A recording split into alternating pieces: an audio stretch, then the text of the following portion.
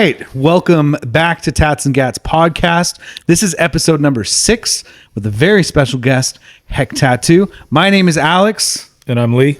And today's episode is sponsored as usual by RKB Tactical and Inkton Tools. Welcome, HEK. Thank you, guys. Thanks for being on our podcast today. I know today was a very busy day, and I'm sure we'll get into why. But to start off, we like to do every episode with our guest a EDC pocket dump. Are you familiar with this? Everyday carry. Everyday carry. So what do you got for us? What do you carry every day? What you got on you? Okay. I hope there's a sex. So I didn't bring this. This is not my EDC. Okay. I hope there's a sex toy in there. iPhone 14 Pro Max. Fuck yeah.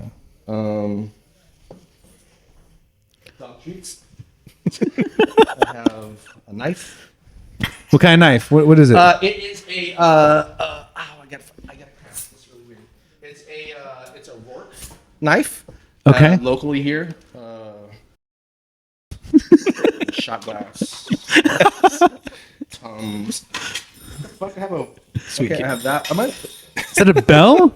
I don't know. And a can. Money. Oh my God. We're going on a date tonight. We're gonna go to the strip club. I got 2 batteries in case everybody needs a charge. Salt and pepper because land food is weird. A fork. Honey. A rock like a crystal because everybody messes with crystals. A little bit of sugar. Did you rate a to-go section of a restaurant before you came here? I mean, basically it was. Oh my God, there's more. No, there's more. A dash wipe, a business card. I mean, do we still use business cards these days? This is like weird. This is my thing right here. A leaf for some reason. Dental floss and Puro. Like the keys too, or no? Like is that, I don't know if you want to. Is there more? Yeah. Oh, mustard. I have mustard. And mustard. And Tylenol. Yeah. So This is every day. That is my everyday carry, and that's what I walk around in my pockets. Like when I go to work, when I leave work, and Yeah. you just never know, right? You never know. You never know. Always be prepared. Always be prepared. prepared. What do they say? Stay ready so you don't gotta. Get ready. Whatever. That's right. Look at that. Stay seasoned so you don't got to get seasoned. Literally, figuratively, stay seasoned. Right there. The Tums when the food's like, I don't know how old you are, but dude, at 50, 51, dude, like the Tom's coming like super clutch. Oh, it started for me in the 30s. Yeah. Really? Yeah. Wow.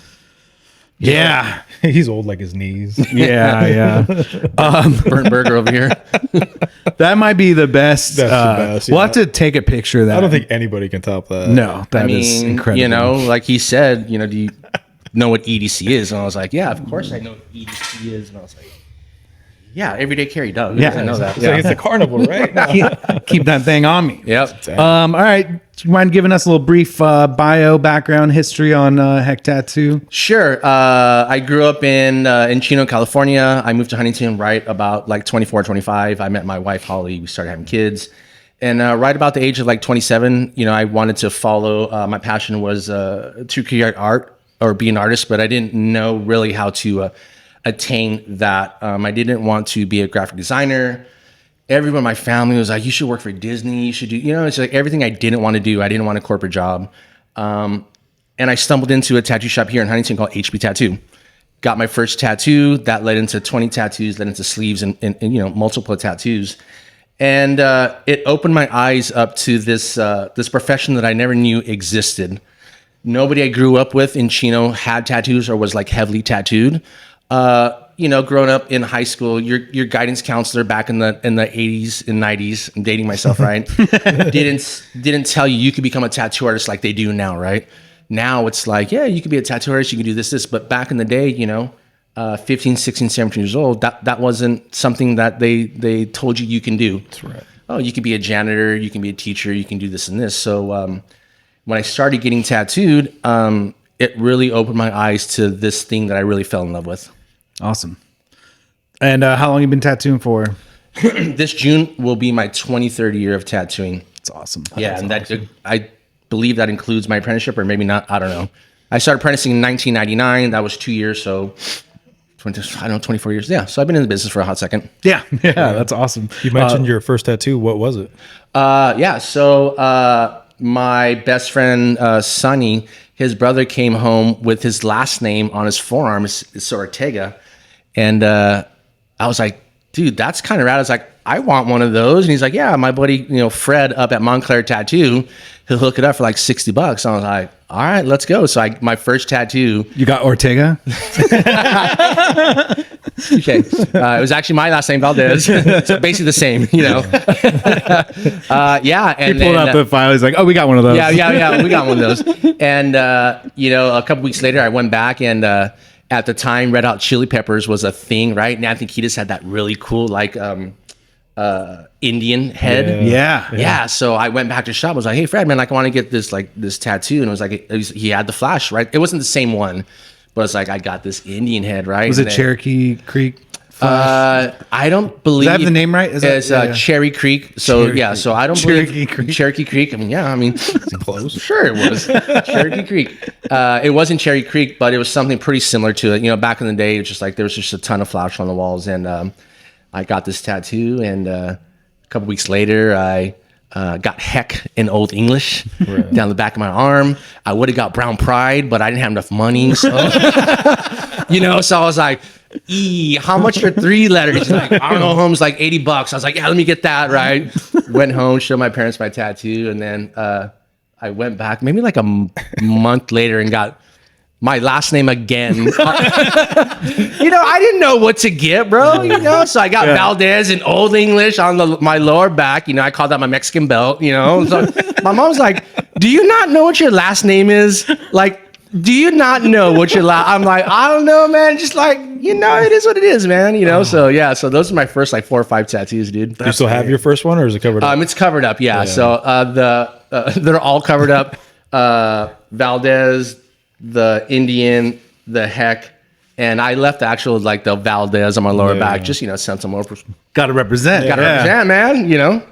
Funny story. You at HB Tattoo did my very first tattoo when I was 18. Yeah. And the first time I ran into you later in life, I was like, we're at Johnny's. I think my Right. band was playing outside, Yeah. and I'm like, heck, well, you did my first tattoo, and your first words were, I can fix that. you're like, I'm sorry. I was Yeah, like, no, it's I'm still sorry. good. Like, do you need me to fix it? He's like, no, I love it. I was like, oh yeah, cool, man. Yeah, that's what's up. Yeah. But yeah, that was my first experience in the How tattoo did you end shop. up walking into the shop? Was it just because it was HB Tattoo, or do you remember? Yeah. I feel like at that time there was not a lot of shops in Huntington, and that was Right. kind of the shop to go to.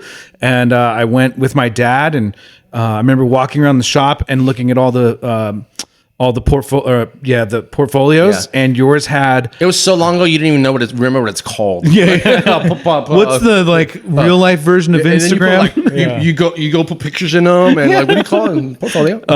But you had tattooed Jeff Rowley, and I was super into skateboarding and Jeff Rowley, and I was like, you tattoo Jeff Rowley, I want you to tattoo me. Yeah. Or I was like, this is the guy I want to tattoo me. And then I remember it was prayer hands, Yeah, it said faith. faith. And I was like, hey, it'd be really cool if you did it in like, I want it like a sketchy style with like sketch lines. And you were like, that's not going to look good. That's it'll just look like a bad tattoo. How funny, huh? How funny that now your style is. Yeah, it's kind of like that sketchy, kind of like drawn on like style. Yeah. Yeah. Full circle. When we were, at the shop, you started doing that style. I was like, that's how I wanted my shit to look. Yeah. Sorry. Yeah. All right. Well, I mean, you're 20 years too late, but whatever. I'll sketch it up for you. It's funny. It's like we were hanging out all day, and my wife's like, "Where are you going?" It's like, "I'm gonna do this podcast with Alex and his friend. It's called Tats and Gats." She's like, "What is it about?" I said, "Tattoos and guns." She's like, "Fool, verbatim." Fool, what do you know about guns? And I said, nothing. That's why it's going to be funny. She's like, whatever, dude. I'm going to the bar later. Have fun. The name, that's one of our questions we ask people is like, what do you think about the name? Yeah. It is pretty self-explanatory. It really is. And, tats and gats or tat gats, or when we're kind of like making jokes about tattoo machines, we call them, guns, and tats and gats is just completely just appropriate. See, when we had Jack Mock on, he was like, should I ask him like what his first tattoo gun was? And I was like, it's a machine. It's a machine. It's a machine. My bad. Yeah, my bad. What would be the equivalent to calling like a gun, like a pew, like by the wrong like name. A gat. Really? Or like, like a magazine, a clip. Like that's the big one. Oh, it's not a clip? No. Oh, okay. So like every song you hear, I'm like, fuck, that's wrong. Oh man. So that's cringy, like when people call tattoo machines 100%. Guns. Yeah. guns. Yeah. Wow. The clip. I was like, hey dude, I gotta ask you, so I'm not in the tattoo world like you. I was like, he's like, don't do that. I was like, No, dude, no, thanks. no. Quete is always good though. Yeah. Oh yeah. Brown Private. Damn, we should I'm gonna save up money one day. I'm gonna get it again. I'll do it for you. Oh, That's yeah, cool. Are you please. allowed to have a white dude do brown pie tattoo? Whatever. Yeah, I Yeah. could do a spinoff though. Black gays and Quete. Oh, that'd be awesome. Hey, when we have AI like translate this into do it, Espanol, yeah. we'll Yeah, do it that sure. way. That'd be amazing. Probably could do that. I mean, that'd be awesome. Yeah. All right. All right. Let's just jump right into this. You said you had a busy day today. Right. And it's made it very hard to record a podcast here. Yeah. Because there's a lot of loud cars going around. Really? A lot of horsepower Man. rolling by. It wasn't too bad. But tell us a little bit about what you're doing today. So today was our 4th annual toy drive for this cruise we put together called the Quarantine Cruise. Also, it's called Cruise and PCH. Hard lockdown. I think it was like March 2020. We were bored in our homes, and my buddy Jason Lighthouse. It's not his name. When I tattoo people, I put the tattoo after their name, so I know who it is. You know, It's a very common thing it's with very tattoo common. artists. Jason Lighthouse. He didn't know Jason's Lighthouse last name wasn't Lighthouse, which is really funny. After Yeah. I think I still don't know his last name. probably not. So we were bored and decided to go for a cruise, and it was 3 friends, and we ran into somebody who was shooting content for the day. Hell yeah. You have to remember at the time, PCH was a ghost town. Main Street was a ghost town. People were inside their house. They were locked up, right? And nobody was putting on car shows. Nobody was doing anything that required some sort of like, group gathering. Yeah. And we decided that we would want to do it again. So we invited a few friends with Patrick. Patrick brought on one of his partners, and we are now all 4 of us partners for this thing. 3 cars turned into 50 cars, 50 cars turned into 150 cars. Hell yeah. 4 months down the road, 150 turned to 500, turned into 1,500, turned into 2,000, it turned into 2,700 cars. So we've been doing this cruise once a month, and it was just this thing that, people, like I said, they were just tired of being cooped up with nothing to do, and they just wanted to feel normal again. And this cruise provided an outlet for people just to enjoy life again, enjoy the sun, go take your car out for a cruise, and so we teamed up with the Huntington Beach Fire Department to do their toy drive. So this is our 4th annual one. That's cool. Yeah. Okay. So today was awesome. We decided to end it on Main Street, which is always fun because it's, people eating breakfast or trying to do podcasts, and you have 10 million horsepower revving it up and going up and down the street. You know what I mean? So yeah, so it was really fun. And, usually we like to throw back a couple, and, what is it? What time is it right now? Like 3:15. Oh, don't drop your fork, dude. My everyday carry. So yeah, but it's been a great ride, and we have sponsorships. We're in Motor Trend magazine. We're in Hot Rod magazine. We're doing this thing that even though we wake up at 4:00 in the morning, it starts at 6 and it ends by noon. It's like it's a long day, but it's something that we're really passionate about, bringing the community together. And just enjoying our cars, enjoying the camaraderie, and enjoying our life, dude. That's rad. And like today, do you know the number count on cars today? No, usually that the first location is a SoCo Mart in the Mix, which is off like 405 in Harbor. We take over that whole parking lot. So I think the parking lot maybe holds 1,900 if you front to back fill it out.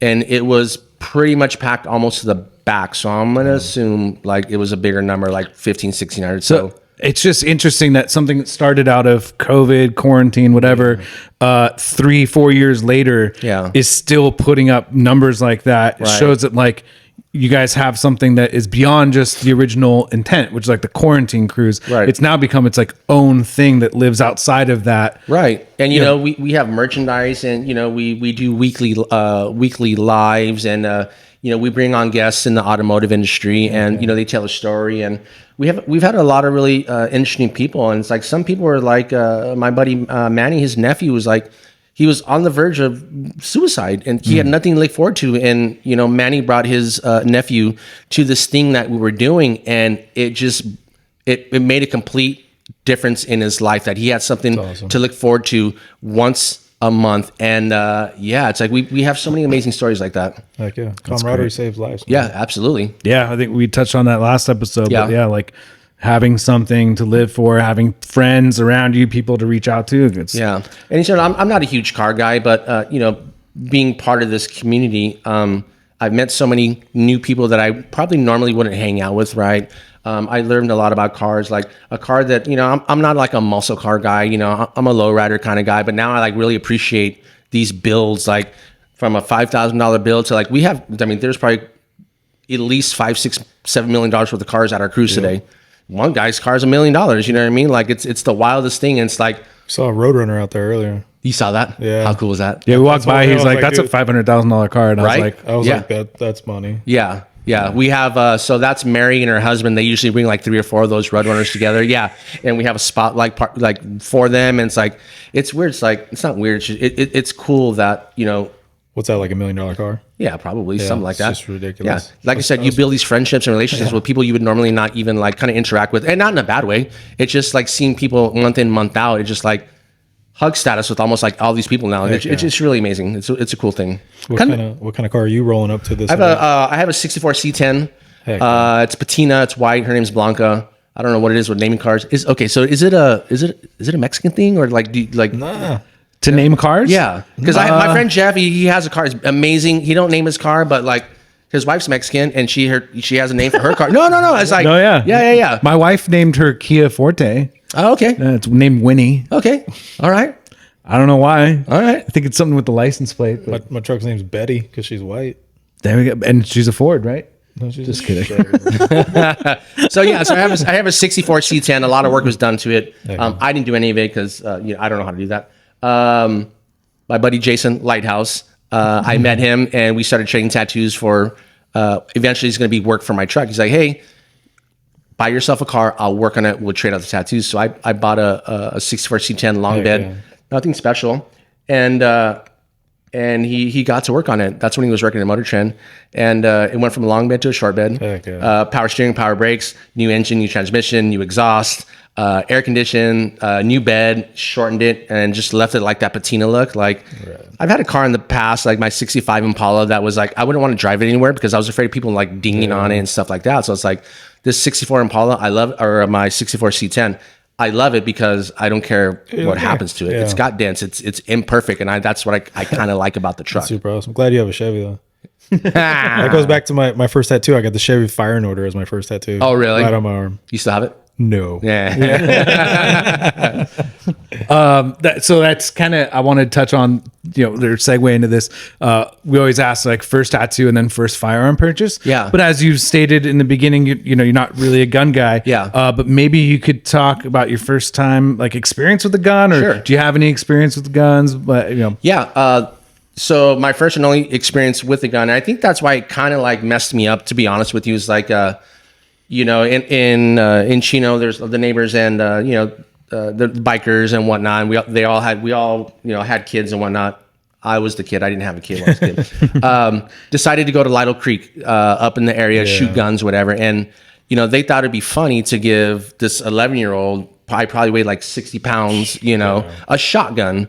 And they're like, all right, well, just stand here and aim it that way and then pull the trigger, right? And it was traumatizing, dude. It knocked me on my butt. I was sore for I don't even know how long. And they were laughing, so I was kind of embarrassed. And it just really left this like really like negative, impression on me. So it's just kind of like, hey man, it's like, it's not for me. I know, that was 40 some odd years ago, but I still remember that experience and just being kind of completely turned off to it, right? Yeah. So now fast forward to like I'm 51. It's like everybody at the shop that we work at has a CCW, and all my friends like, let's go out shooting. And I tell them that story, and they're like, well, let's get you out there and let me just show you what it's all about. We'll break down the whole safety like that. So now I'm really open to the idea of going to the gun range with all my friends. It's just but like I said, it was that one negative experience that wasn't cool by people who were just kind of like, not cool. Yeah. And really fucked me up like as a kid. So So that was my one and only experience. I'm gonna turn that off. Dang, we even said. I know. So that was my one and only, experience with the firearm. And it's funny. It's maybe like last year. My wife, I love her to death, but she busts my balls anytime she can. I was like, hey man, I was thinking maybe like getting a shotgun for like home protection. She's like, who's gonna shoot it? You? I'm like, Jesus! Like, can I get a break? Like, you know what I mean? Like, you want to buy a bat for house protection? Maybe like buy like 8 pit bulls and a Rockwilder. What do you want from me? But yeah, so it's like, so it's always a running joke with like me and firearms and whatnot. But yeah, so it was that one thing that kind of turned me off to it. I think it's good. Now I'm not opposed, in the least, bro. Yeah. Like you want. I'm like, cool. I support that 1,000,000%. I support the Second Amendment. All that stuff. Get yours. It's just at the time, pretty much my whole life, it just wasn't for me. Yeah. I mean, a couple of things. One, working with you in the shop, and then for those that don't know, HEK was my mentor, one of my many mentors at the tattoo gallery. Should I do the thing? Yeah. And we worked together at the tattoo gallery. Yeah. But all of us being into guns, you were always like so cool about it, like in kind of the most respectable way of like, it's not for me. Stoked you guys are into it. But going back to like your first experience, I think it's so important for people that want to introduce someone into firearms, or even like if you take someone's first tattoo experience, your first experience, your first exposure to something can really shape how you view that thing for the rest of your life. Right. And could be in an unfortunate way. And I think a lot of gun people make that mistake with new shooters and go, like they just want to impress them too much too soon. Yeah. Or embarrass them. Like that just sucks. Yeah. What's awesome is like I said, I have a ton of my friends are, gun enthusiasts and, they have the firearms and whatnot. But to watch them take their kids out and to properly train them on how to use, it's like, dude, I would have loved that. You know what I mean? And they're getting the experience, they're being taught safety first and foremost, and just, how to act appropriate with the firearm. It's like, dude, I love that. I wish I had that experience, I mean, Alex, and we're both now certified instructors, so you can go to like a private place, nobody's watching, just somebody It's probably be like the easiest thing to ease back into it. Yeah, and like I said, my friends have been offering, and it's like it's something that I'm completely open to, and I think the experience will be a gazillion times better than the first one that I had, the first and only experience that I had, right? One question we ask people is a time they ever felt like over their head, usually, or out of their comfort zone in like a firearm class. Mm-hmm. But since we already had your experience with firearm that probably felt uncomfortable, was there ever a time in your tattoo career where you felt just over your head, uncomfortable? Anything like that? Back in the day, late '90s, early 2000s. Celtic knots were super popular, right? Yeah. So imagine working at a shop like HP Tattoo that had no sort of like air, AC or any sort of flowing air, right? So you're putting on a tribal armband, everything's like where it should be. You start tattooing, people are sweating, the stencil starts falling off, and you pretty much wiped away half of this. I'm getting Celtic, sweaty right now. you've wiped off half of this stencil that you can't mess up. Yeah. And talk about uncomfortable. Like I'm sweating. The client's like, "Is everything okay?" You're like, "Yeah, man." And you're looking at the part of their arm that's been completely wiped off. You're like, "Dude, what do I do? And then you just somehow figure out how to piece it back together and just kind of like, throw a bunch of Vaseline on it, wrap it up really quick, and send them on their way. Yeah, it's if you've never experienced it, like tattooing is a wild roller coaster. Where curveballs get thrown your way, and all of a sudden you're just like, what am I doing? Right. Yeah. I mean, honestly, it's like I've been doing this for quite a while, and I still think tattooing is hard. Yeah. You've been doing it for so long. It must come easy. It's not. Everybody's skin's different. Your machines want to act up. You know what I mean? Like your customer is bleeding too much because they're on blood thinners. They're squirming. They can't hold still to save their life. It's like all these like elements, like each tattoo and each job is just difficult in its own way. Difficult in its own way, It's or you just get a handle on one thing, and then now there's ones and a new whole. Like when I switched to the pens, it was like learning to tattoo all over again, right? You know, yeah. And I've been using the dicks, the dick pens, the tattoo dicks. You know, and it's been, you know, I was taught a certain way on how to use coil machines, the original tat guns, and you have to learn how to tattoo with this new equipment that I'm not used to doing. You know, so it's still right now the learning curve. I'm still every single day that I'm tattooing, you're still learning a little about, you know, turn it up, turn it down, stretch skin, don't stretch skin. How I watch so many YouTube videos, it's crazy on people. It's almost tattooing. like too much information. It really is, like an angle, this angle, this angle. It's like, but you know, as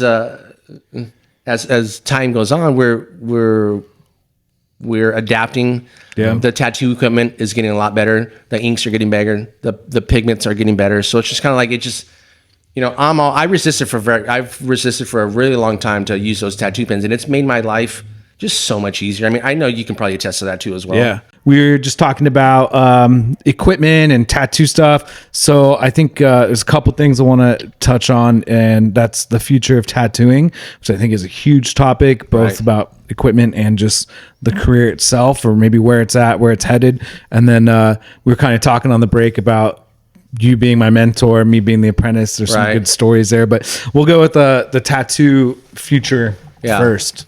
What are your thoughts? Watching how fast it's progressing is it's been gnarly, because, you know, back in the day, you know, the information wasn't really out there, right? To buy a tattoo machine or to buy ink, you had to provide the suppliers with information, what shop you work at. They would want to see a picture of your business card or something of that nature, right? And it was such a guarded secret, right? But now the information's out there. Tattoo supply companies will sell to anybody, and I mean, whatever. I mean, whether good or bad, it is what it is, right? We're in 2023. You can get it on Amazon. You can get it on Amazon. I saw an ad for Walmart online. They were selling tattoo machines. I was like, what? No more gatekeeping, huh? No, those days are long gone. And you know, I'm having a good time, and you know, maybe not a good time sometimes. Just watching how it's progressing. It's like these kids are naturally talented, and because they can get their hands on a pen, fake skin, they could watch a TikTok or a YouTube video, they're progressing way faster than I think we did in the past. Bastards. Right? And I'm not mad at it. It just, it is what it is. You know what I mean? Like, it is what it is. And I'll be honest, like, I'm stoked to see kids rip, you know what I mean? Like, at no point do I see somebody, you know, who's a young kid doing rad tattoos, but like, you know, fuck that guy. You know, it's like, no, like, you're doing your thing. Like, I was that kid, and, you know, it just took me longer to get to the point where, you know, I'm cool with it. You just, you know, it's a different time. It's a different age. It's a different era. And, yeah, the times are just changing, man. Like, roll with it, and don't be such an angry fucking prick at everything, and just like roll with it. I mean, I'm definitely guilty of that. Huh? I'm guilty of that. Yeah, I mean, like, at the end of the day, it doesn't affect me. And I mean, it doesn't affect you. You know, it's like, my clientele is my clientele, and, you know, yes, I can put on a pretty clean tattoo, but also it's like, they're also coming to me because they know me. I'm personable. I'm not a fucking old salty fucking prick like back in the day, right? They're comfortable sending their 18-year-old son or daughter for their first tattoo to me, which is really weird. Like, I'm tattooing clients' kids now. That's like, they didn't have kids when I was tattooing, right? And yeah, it's just it's progressing. It's progressing really fast, and you know, it's just devil's advocate, because I do have like opinions about it, and obviously like on my Instagram videos and stuff. But like, do you think that there should be a like? I don't know what to do either. The cat is all the way out of the bag. All the way out the bag. So like, you can learn online. You can just buy your stuff tattooed. Like, is there even a role for the traditional apprenticeship? Do you think people should still learn from someone that knows what they're doing? Are there certain things that you should learn a proper way, or is it all like all the way? You know, the way we were raised that the only way you can succeed and be a good tattooer is by serving the formal apprenticeship, getting lunch, having shit thrown at your fucking head, or your stomach, or yeah. I just ran into that video of throwing French fries at you that one time. I was like, I share it. I'm like, no, do it, share it. Okay, I'll share it. I got no shame. But there's something to be said about the traditional apprenticeship, right? You learn so much faster than trying to figure out how to do it on your own. And I think from my perspective is the thing I think I care about the most is the health factors, right? Like I don't want to see people out there scarring people, cross-contaminating, potentially like spreading diseases. I mean, you can't catch AIDS twice. So yeah, I know. Yeah, that's I told that to somebody like, okay, so I'm just gonna circle. I'll get back to it, but it's like I got COVID and my wife didn't let me leave the house, and I was fucking pissed.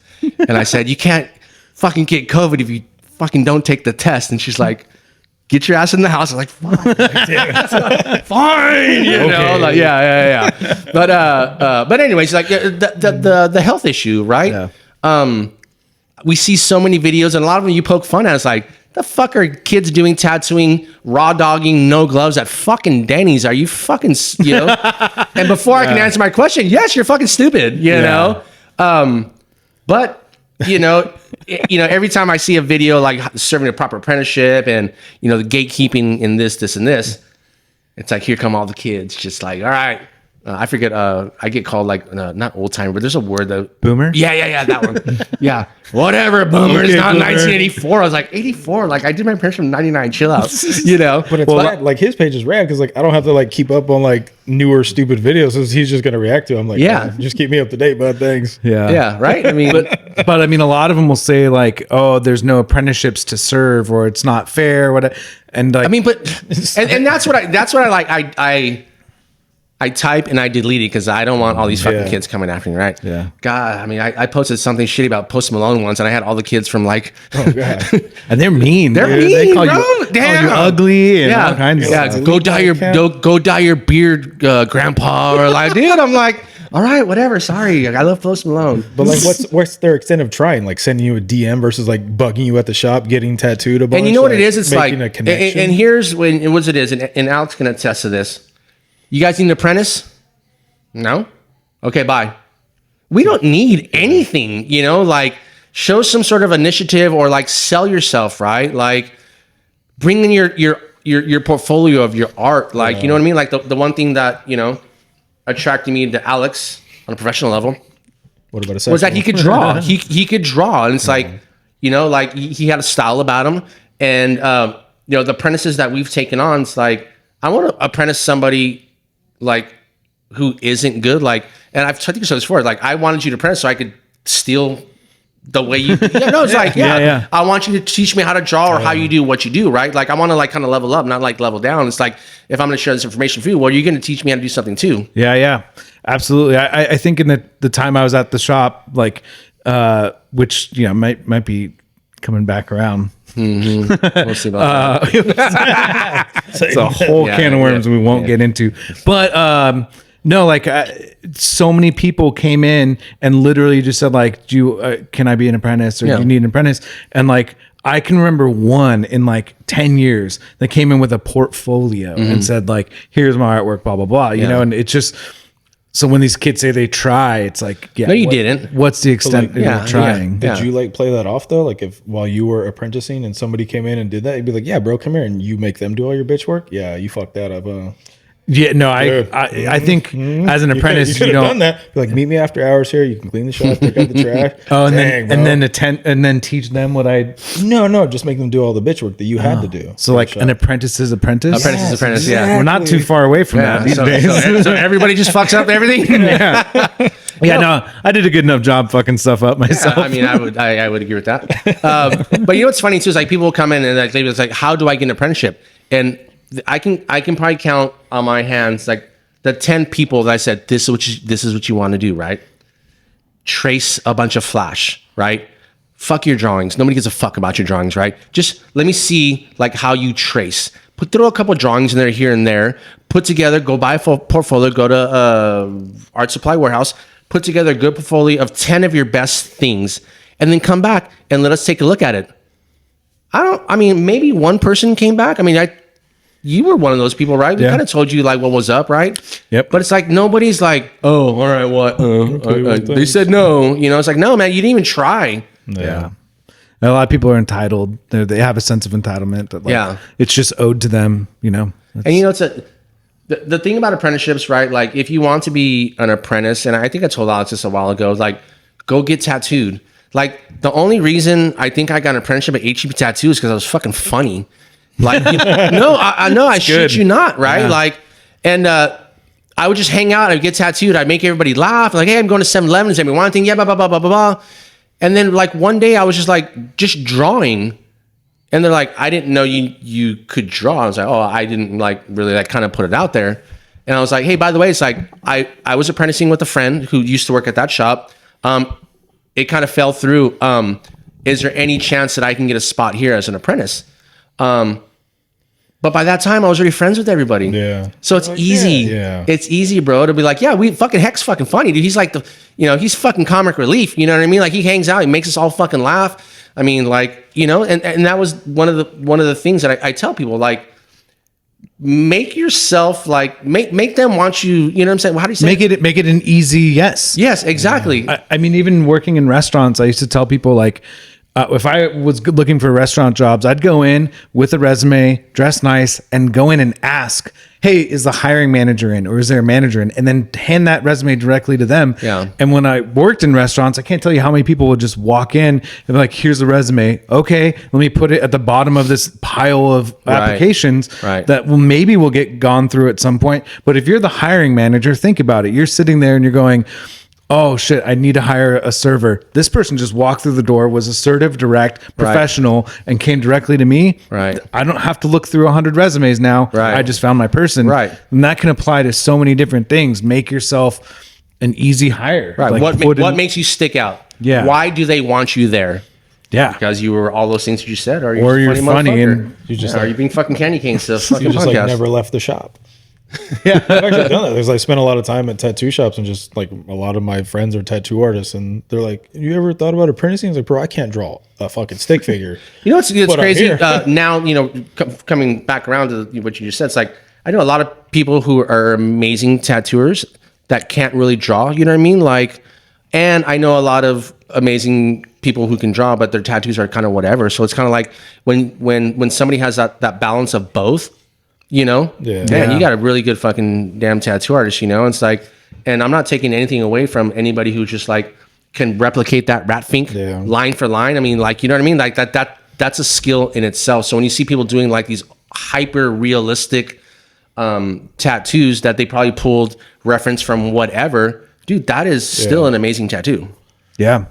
Like it's like an outlet. Like, for me, like back in the day, like, single, no wife, no kids at the time, it's like, let's go, get off work, go down to the tattoo shop. They're always going to be open late doing tattoos. Like, hey bro, you want to grab dinner? Like you walk, grab some food, or some like best friendships are made there at tattoo shops, right? Yeah. Whether it's the tattoo artist, or it's the apprentice, or it's the counter person, or it's people you meet getting tattooed, man. The tattoo shop's always been like this like, hey, can I get a watering hole.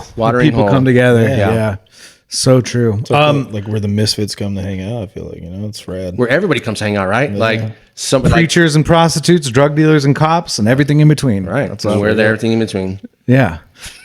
How do you feel about AI in the tattoo industry right now? Oh yeah. That's a really I mean, God, they make it so simple to like. I want Jesus riding the donkey, sailing off to the sunset, riding a soft top. Right by the pier, and it's like, boom, there you go, dog, But I mean, so I think, a couple of things, like if they give you this like amazing like AI version of what I just described, and you draw that based off of that, I think that's pretty chill. If you want to also just kind of rip off the idea, well, if you can do it good, well, then fucking do it. You know what I mean? Like, yeah, I don't ever knock anybody else, to be really honest with you. Like, I stay in my lane. I just try to have a good day. I do my tattoos. I go to the bar, I go home, make dinner, and then I hang out. You know what I mean? Like, so whatever you're doing to get your money and whatever makes you happy, do that, dude. Just, don't interfere with my shit. Yeah. I don't want to run out of time, but I do want to cover a couple more things. Sure. One question we ask everyone, it always gets an interesting answer, is, and then there's kind of two parts to this specific for you, is what do you think the greatest threat facing the United States is today or in the near future? And with that is kind of like, what do you think we can do about it? And then with that, I want to talk about your local government stuff. So... What's the first part? Because when people ask me like these 3-4 part questions, sorry. Yeah. What's the greatest threat to the United States today, and what's something we can do about it? Wow, I wasn't ready to take on these. I know we went from like tattoos and Yeah, fun it's stuff. like- to, What is the greatest threat to The country right now. the country right now? Can I get an example of what other people have said? It's just like the degradation of society, and people not doing what they're supposed to do. And I think the lack of common decency. there we go. Perfect. People want to argue for the sake of arguing. It's like it's really put a divide in friendships and families, and it's just like I really do see that. What am I trying to say here? I feel like Dan right now. What am I trying to say here? Right now? I feel like the divide is something that is just like, man, like Rodney King said, man, can't we just all get along? It's just like it's gotten to the point recently where it's like, Was that Rodney King? yeah. He's like, can we just all get along? Yeah. How old are you? You remember that? Yeah, I mean, yeah. Yeah. Sure. Sorry. Okay. Yeah, we'll go with it. Once again, I'm 51. But you know what I mean? It's just like, and recently I've gotten to the point, it's like, I know people don't share my opinion. It's like, you're not going to change my opinion, right? I'm not going to change your opinion. So let's just agree to disagree. But people continue to argue and just beat my dick into the dirt. I'm like, yeah, that's okay. That's cool. Like, are we done? Like, yeah. Yeah. You'd be surprised how similar your answer was to everyone else before you on this Really? podcast. Yeah. Yeah. And so then I do want to talk a little bit about local government stuff. If you want to talk about that. Yeah, I would love to. In 2014, I ran for city council. There was a lot of stuff happening here in Huntington, the high density, and the city wanted to ban everything. I know this might seem like really like minuscule, but they wanted to ban fireworks. They wanted to ban plastic bags, and there was Plastic utensils. plastic utensils, right? Keep that thing on me. It was like it was just one of those times where it was just like the city was just like over a lot of things, and like I said, the high density thing was like one of those big things. And they were trying to take down Johnny's "Thank a Veteran for Your Freedom" sign. I remember we did a tattoo event and we tattooed the sign. Yeah. And there's a bunch of stuff that kind of happened. I was like, well, like, how do I make a difference in the city? How do I kind of stand up for like stuff that I don't think is cool? One, two, I didn't see people on city council that kind of represented me or you or him, right? It's just like I felt just so like disconnected from these people. Like it just seems so just fake. It's like I wanted to be the candidate that people could relate to on some sort of just like normal level. I didn't have any ulterior motive. I just wanted to serve my community. I wanted to be like that direct connect that you can come to and not like feel, like you're putting somebody out, right? I got 10,222 votes. I was third from the bottom. It's neither here nor there. I ran the campaign. There's a lot of people in that race that year. Yeah, there was I want to say 17 people ran. So to get 10,000 votes. Yeah, I mean, and you had no like crazy backing. It was all DIY. It was all super grassroots. Yep. And the election was in November. I started campaigning in July. We raised maybe like $30,000-$40,000, and we just did our best, right, with people who just wanted some sort of a change, and they felt that I was that guy. And unfortunately, like money talks, and PACs throw money at their candidates and things of that nature. So it didn't go. It didn't go like I planned. But this year, I decided to run for city council again, just one more time. Like I love Huntington. I know you guys love Huntington, and I just want to serve my community and just once again just be that guy that you could vote for, that you feel you have some sort of connection to, right? Like maybe even if our political agendas don't align, let's talk about it. And make some sort of policy that just works here, and right now everything's kind of all over the place, but it's like I don't want to stir the pot. I don't want to bring no bullshit. Like let's keep the lights on. Let's fucking like make sure the city's safe, right? Just there's a bunch of other stuff, but I'm not trying to like talk it down, but like there's certain roles that city council members should be doing. It's like I hope to get in and be one of those people that can sort of like represent and leave Johnny's alone. Yeah, leave Johnny's alone, damn it. And sometimes the local city council government will try to like overstep their role, and like talk on these big huge political ideas and all these bigger picture things, and it's like you said, like let's keep the city safe and the lights on, like let's remember what our role is. And that's one of those things, right? We just talked about that, like how much people are divided by by politics, and it's like, I mean, if we can keep some of that stuff out of like local government, that'd be awesome, you know? But it is what it is, man. You know, just we're going to talk and people have ideas and they want to talk about it, and however you feel about it, it is what it is.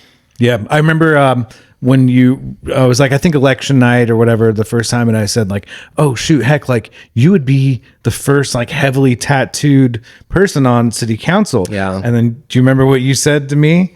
You're like, oh, I'd be like the first Mexican on city council too. Yeah, Mexican American, yeah. And it was just so funny. Like you were like on the eve of like the election, and you're like all these things you hadn't even like fully processed. Like, Yeah. oh wow, like this would be a big deal. Like, Yeah, for different it was reasons. such a lot, you know, to process that night. And it's like, you know, you can log on, and Johnny's, we had our election party at Johnny's, and it was like the first numbers came in, and the second numbers came in, and the third numbers came in. I was like, oh fuck, I'm out. Let's have fucking shots, everybody. Like, let's go. I'm not getting in this bitch. But it's weird. It's like 10 years, and I'm not sure what it was. There's probably alcohol involved.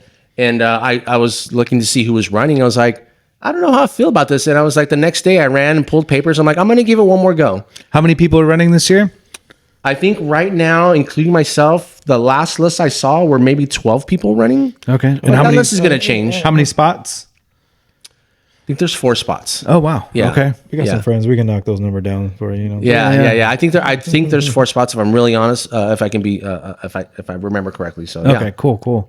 And that election's going to be in November. November. So it's a presidential election, right? Yeah. So usually it's going to be a spicy year. spicy. Might want to get your first gun. Let's talk about division.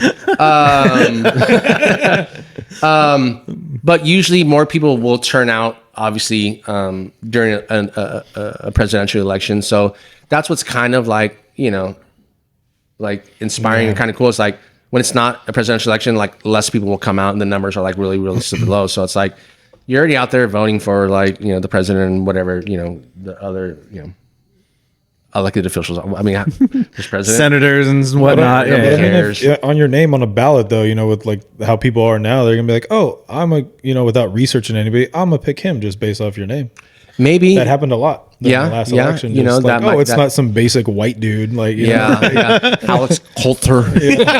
just standard issue, just white boy. Culture. You know what's funny? It's Culture. like I'm like Siri, text Alex Coulter. I don't have any better name. Siri, text Alex Coulter. On this, what do you like to text? I was like, I don't know what it is about your last name that Siri doesn't recognize. Dude, and my whole life, and on that last podcast, the Get Heavy one I was on, Yeah. Before we filmed, he's like, "All right, your last name." I was like, "Coulter," and we made a joke. We're talking about like how to pronounce it, how it always gets pronounced wrong, and then we hit record, and he's like, "All right, Alex Coulter." He's like, "Damn it."